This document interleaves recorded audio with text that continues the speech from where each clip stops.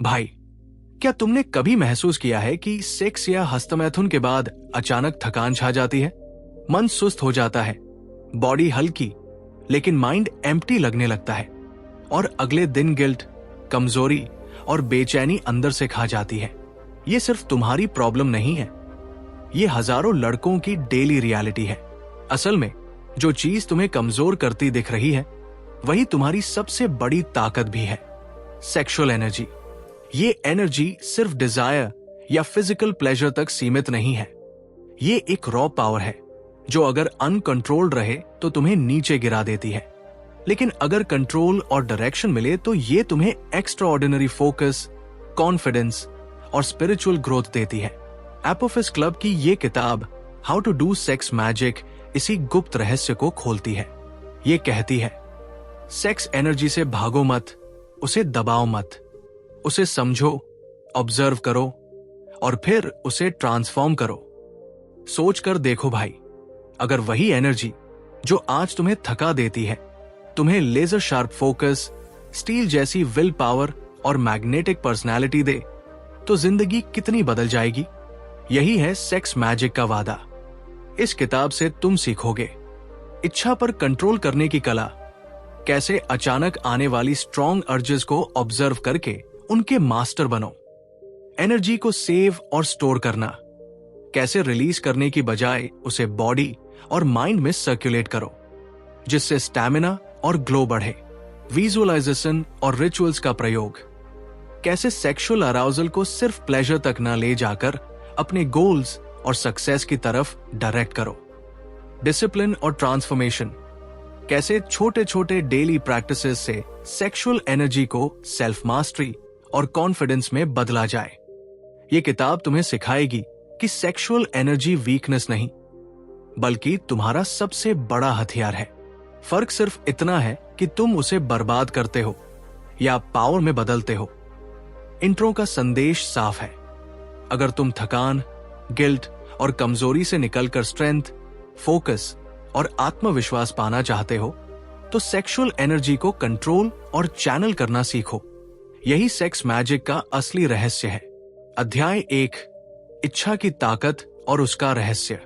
इच्छा हमारी आंतरिक आग है, यही हमें सुबह जगाती है, यही हमें लक्ष्य की ओर खींचती है। लेकिन अगर ये आग अनियंत्रित हो जाए तो यही हमें जला भी सकती है। इच्छा केवल भौतिक लालसा नहीं है, ये हमारी आकांक्षा, हमारी भावनाएं और हमारी आत्मा की पुकार है। हिंदू दर्शन में इसे इच्छा शक्ति कहा गया है, जीवन को गति देने वाली मूल ऊर्जा। अगर इच्छा साफ और सकारात्मक है तो ये हमें सही दिशा में धकेलती है, अगर ये धुंधली और विकृत है तो ये हमें भटका देती है। प्लेटो ने कहा कि इच्छा आत्मा को आगे बढ़ाती है, लेकिन तभी जब वो नियंत्रित रहे। बौद्ध विचार में भी यही है। तृष्णा दुख देती है, लेकिन उद्देश्यपूर्ण चाहत हमें ऊंचाई तक ले जा सकती है। जब इच्छा अनियंत्रित हो जाए तब संकट शुरू होता है, खासकर यौन इच्छा। ये सबसे शक्तिशाली अर्जेस में से है। अगर हम इसे तुरंत रिलीज कर दें तो क्षणिक सुख तो मिलता है, लेकिन ऊर्जा नष्ट हो जाती है। यही सेक्सुअल ट्रांसम्यूटेशन की शिक्षा है। यौन ऊर्जा को नष्ट मत करो, उसे ऊंचे उद्देश्य में रूपांतरित करो। कई लोग इच्छाओं को दबाते हैं, उन्हें नकारते हैं, लेकिन दबाने से ये और गहरी हो जाती है और अचेतन से हमें नियंत्रित करती रहती है। सही रास्ता है उन्हें देखना, समझना और चैनल करना। इच्छा तुम्हारा दुश्मन नहीं है, ये तुम्हारा ईंधन है। फर्क सिर्फ इतना है कि तुम इसे व्यर्थ कर देते हो या सही दिशा में लगाते हो। सबसे पहले जागरूकता। जैसे ही कोई अर्ज आए, पहचानो और नाम दो। फिर निरीक्षण, बिना जज किए बस देखो। तीसरा कदम है विराम। तुरंत एक्ट मत करो, उसे थामो। चौथा है चैनल करना। उस ऊर्जा को पढ़ाई, काम, क्रिएटिविटी या ध्यान में लगाओ। और पांचवा है संवर्धन। इस प्रक्रिया को इतना अभ्यास करो कि यह स्वाभाविक हो जाए। इसके लिए कई साधन हैं। समय समय पर संयम रखना, विजुअलाइजेशन करना, गहरी श्वास के अभ्यास से ऊर्जा को ऊपर उठाना, संगीत, लेखन या व्यायाम जैसी गतिविधियों में लगाना। और सबसे जरूरी, स्वाध्याय। ये देखना कि तुम्हारी इच्छाएं कैसे बनी, किन मान्यताओं और अनुभवों ने उन्हें गढ़ा। सबसे बड़ी परीक्षा वही क्षण होता है जब अर्ज आती है। अगर तुम तुरंत रिलीज कर देते हो तो ऊर्जा व्यर्थ होती है और दोष भावना आती है। अगर तुम ऑब्जर्व होल्ड बैक चैनल करते हो तो वही ऊर्जा शक्ति, धैर्य और फोकस में बदल जाती है। इच्छा को दबाना समाधान नहीं है। जैसे नदी को पूरी तरह रोकना बांध फोड़ देता है, वैसे ही अगर उसे सही दिशा दो तो वही नदी जीवन को सींचती है। लेकिन रास्ता आसान नहीं है। आदतों के चक्र, आलस्य, अपराध बोध और चरम सीमाएं, ये सब बाधाएं हैं। हमें न तो अति आनंदवाद में गिरना है, न ही कठोर तप में। रास्ता है संतुलन का। अंततः इच्छा केवल एक इम्पल्स नहीं है, ये जीवन की शक्ति है। अगर इसे बर्बाद करोगे तो ये तुम्हें कमजोर करेगी। अगर इसे चैनल करोगे तो ये तुम्हें महान बना देगी। और ये कला, जागरूकता, धैर्य और दिशा तुम्हें उस राह पर ले जाएगी जहां इच्छाएं तुम्हारे दुश्मन नहीं बल्कि तुम्हारे सहयोगी बन जाएंगी। अध्याय 2, ऊर्जा को रोकने और संचित करने की कला। जब तुम उस नदी को बांधने की कोशिश नहीं करते बल्कि उसे सही नाली में बहा देते हो, वही नाली तुम्हारी शक्ति का मार्ग बनती है। इच्छा तुम्हारी ईंधन है, लेकिन अगर ये लगातार व्यर्थ बहती जाए तो शक्ति कभी स्थिर नहीं रह पाती। सवाल यह है कि उस ऊर्जा को बाहर निकलने से कैसे रोका जाए और उसे भीतर कैसे संचित किया जाए ताकि वही शक्ति बाद में तुम्हारा सहारा बन सके। योग और पुरानी परंपराओं में इस ऊर्जा को प्राण कहा गया है। जीवन की वो मूल धारा जो हर चेतन प्राणी में प्रवाहित होती है। जब इसे अनियंत्रित छोड़ दिया जाता है तो ये नीचे बहकर समाप्त हो जाती है। लेकिन अगर इसे ऊपर उठाया जाए तो ये चेतना के ऊंचे केंद्रों को जीवन देती है। इसी कारण योग में बंध यानी लॉक का अभ्यास है। जैसे मूल बंध, पेल्विक एरिया को कॉन्ट्रैक्ट करना, उड़ियाना बंध, पेट को भीतर खींचना, और जलंधर बंध, थोड़ी को सीने की ओर झुकाना। इनसे ऊर्जा को नीचे से ऊपर की ओर मोड़ा जा सकता है। श्वास प्रक्रिया, प्राणायाम इसमें महत्वपूर्ण है। हर गहरी, नियंत्रित सांस के साथ ऊर्जा को ऊपर उठाने की अनुभूति कराई जाती है। इसके साथ विजुअलाइजेशन भी एक शक्तिशाली साधन है। जब अर्ज आती है उस समय कल्पना करो कि ऊर्जा मेरुदंड से ऊपर चढ़ रही है, सिर तक पहुंच रही है और तुम्हें क्लैरिटी, फोकस और शक्ति दे रही है। जितनी विविड ये कल्पना होगी उतनी ऊर्जा ऊपर की ओर प्रवाहित होगी। इस मार्ग की कुछ तकनीकें सरल है। गहरी सांसें लेकर अर्ज को शांत करना, मूल बंध का अभ्यास करना, विजुअलाइजेशन से ऊर्जा को ऊपर भेजना, और सबसे जरूरी, नियमितता। ये अभ्यास तभी स्थायी होगा जब इसे दिन प्रतिदिन छोटे छोटे स्तर पर दोहराया जाएगा। जैसे मांसपेशियां व्यायाम से मजबूत होती है, वैसे ही ऊर्जा चक्र भी अभ्यास से सशक्त बनते हैं। लेकिन सावधानियां भी उतनी ही जरूरी है। मांसपेशियों को बहुत ज्यादा कसना या हर अर्ज को लड़ाई मान लेना तनाव पैदा करेगा। शुरुआत में धैर्य रखना पड़ेगा क्योंकि परिणाम तुरंत नहीं दिखते। और यह भी ध्यान रहे कि गलत या सतही स्रोतों से सीखी गई तकनीकें हानिकारक हो सकती है। परंपरा हमेशा कहती है ये मार्ग क्रमिक, धैर्यपूर्ण और शिक्षक निर्देशित होना चाहिए। इस अध्याय का सार यही है कि तुम्हारी ऊर्जा यदि अनकंट्रोल्ड हो बाहर बह जाएगी, लेकिन यदि उसे रोककर दिशा दी जाए तो वही ऊर्जा तुम्हारी सबसे बड़ी शक्ति बनेगी। बंध, श्वास और विजुअलाइजेशन इसके प्रमुख उपकरण हैं और अभ्यास तथा धैर्य इसे तुम्हारी स्वाभाविक आदत बना देंगे। यही कला है, इच्छा की ऊर्जा को भीतर रोककर उसे संचित करना ताकि वह तुम्हारे विकास और उन्नति का मार्ग प्रशस्त करे। अध्याय 3, रिचुअल और विजुअलाइजेशन की ताकत। जब तुम अपने अंदर की आग को सिर्फ बुझाते नहीं बल्कि उसकी दिशा तय करते हो, वही असली कला है। तुमने पहले सीखा कि सेक्सुअल एनर्जी को रोकना और सर्कुलेट करना जरूरी है, लेकिन अगर इस ऊर्जा को दिशा न मिले तो ये बिखर जाती है, मन को भ्रमित करती है और तुम्हें भटका देती है। इस अध्याय में हम देखेंगे कि रिचुअल और विजुअलाइजेशन कैसे उस पीक एनर्जी को एंकर करते हैं, उसकी शक्ति को बढ़ाते हैं और उसे तुम्हारे लक्ष्यों की ओर मोड़ते हैं। रिचुअल किसी जादू टोने का नाम नहीं, बल्कि एक प्रतीकात्मक क्रिया है, जैसे मन और शरीर के लिए एक स्टार्टिंग गन। जब तुम कोई छोटा रिचुअल करते हो तो सबकॉन्शियस को यह संदेश जाता है कि अब समय है ध्यान और शक्ति का। यही कारण है कि संगीतकार ट्यूनिंग से पहले रिचुअल करते हैं, खिलाड़ी मैदान में उतरने से पहले रिचुअल करते हैं। सेक्सुअल एनर्जी को दिशा देने में रिचुअल वही भूमिका निभाता है, तुम्हें आइडल स्टेट से एलिवेटेड स्टेट तक ले जाता है। यह हो सकता है एक शांत जगह चुनना, मोमबत्ती जलाना, हल्की रोशनी, एक एफर्मेशन बोलना या बस अपने लक्ष्य को लिखना। शुरुआत और अंत दोनों रिचुअल को पवित्र और अर्थपूर्ण बना देते हैं। विजुअलाइजेशन उस ऊर्जा को चित्रात्मक रूप देता है। जब तुम अर्ज को होल्ड करते हो और उसी क्षण विजुअलाइज करते हो कि ये ऊर्जा मेरुदंड से ऊपर उठ रही है, मस्तिष्क तक पहुंच रही है और क्लैरिटी, शक्ति और फोकस में बदल रही है, तो तुम्हारा सबकॉन्शियस इसे वास्तविक मान लेता है। ये सिर्फ कल्पना नहीं, बल्कि मानसिक रिहर्सल है।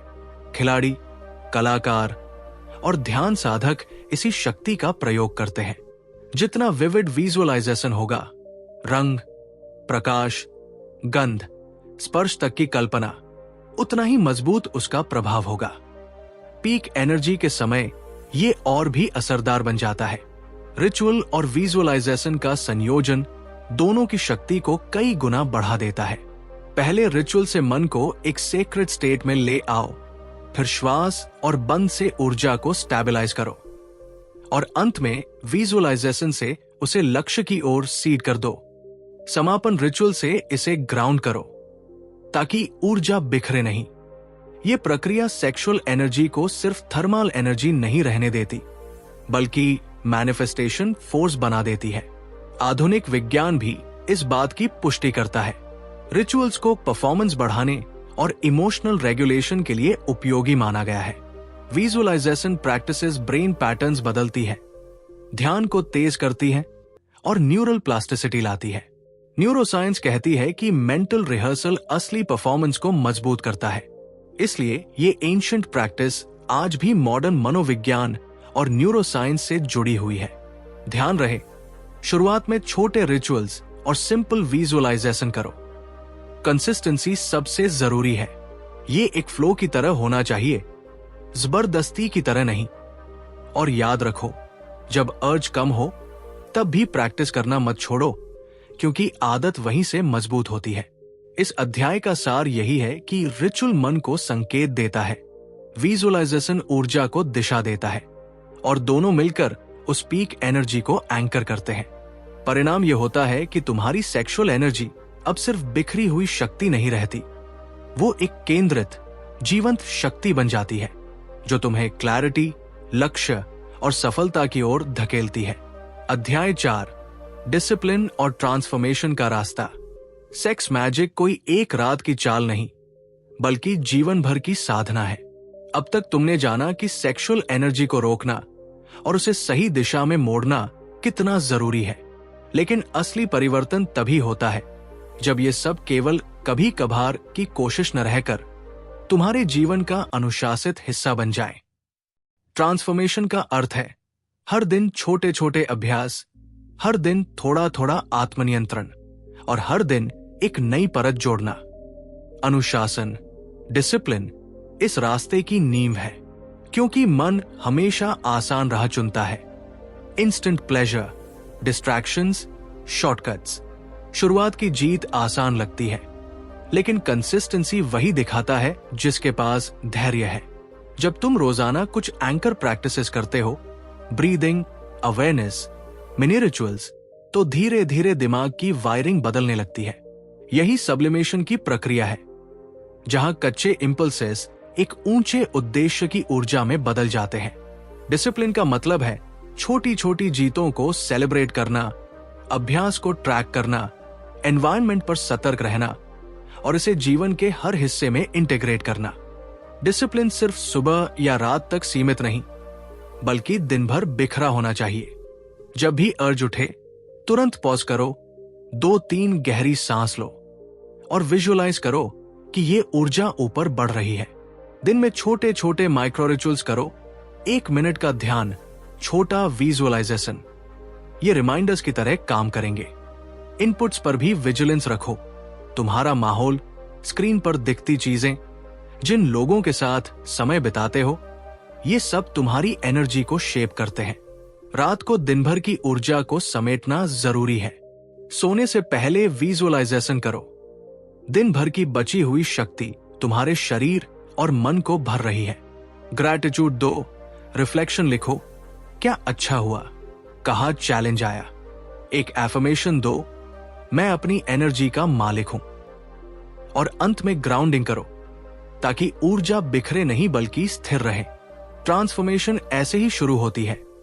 अर्जेस की तीव्रता घटने लगती है, एनर्जी स्थिर और गहरी हो जाती है, मन और शरीर एक अलाइनमेंट में काम करने लगते हैं।